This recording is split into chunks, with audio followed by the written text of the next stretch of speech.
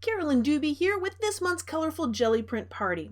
This month, it's a tribute to Pablo Picasso, one of my favorite artists who had an incredible sense of style and just an interesting way of seeing the world. This month, it's all about making Picasso head portraits. Now, I didn't draw this face that you see here. I created it on this cool website called PicassoHeads.com, where you can put together all these neat elements and build whatever kind of portrait you want, or you can see a gallery of thousands made by other people. Thank you, Elizabeth, for turning me onto that website. Well, what I'm going to use is a catalyst blade tool to apply my paint because I want to do this all in one pull because I don't like doing things in time-consuming layers. I'm going to do it in speedy layers.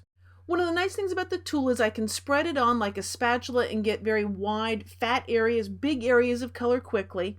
Because I am working on a jelly plate, so I've got to work with some speed. If I take too long and spend 20 minutes fiddling around with this, my paint's going to dry. So I've got to move quickly. To do the finer lines, then I'm just using the edge of the catalyst blade, and that way I can get a finer detail than I could when I was using it more as a spatula. Keep in mind with this, if you don't have one of these catalyst tools, you can cut up an old hotel key card or credit card. You could use a heavy piece of cardstock that you've cut down that would do similar things as this.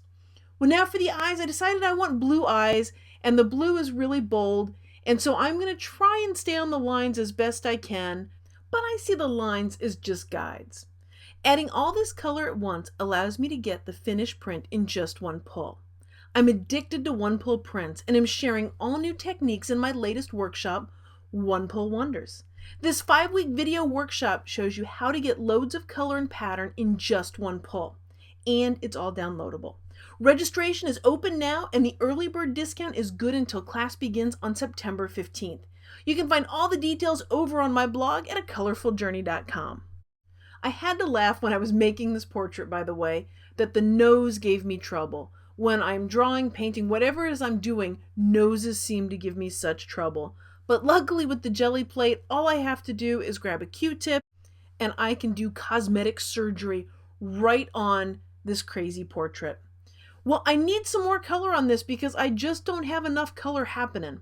And I wanted to do every piece of the face in a different color, but when I put the yellow down here, I'm like, it just didn't seem like it fully belonged. So I decided why not put a little hair color in with the lips, because isn't that what everybody does? By putting it around the edges, the colors are going to work together, and I am going to have one bright rainbow portrait happening here.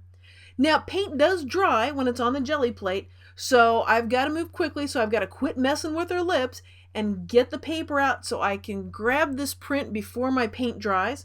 So I'm going to push that paper down, make sure I've captured all the paint that I can with it, and then when I lift it up, I'm going to meet my rainbow person, and there she is. Now there's still plenty of wet paint on there, so I'm going to grab another piece of paper and grab that ghost print.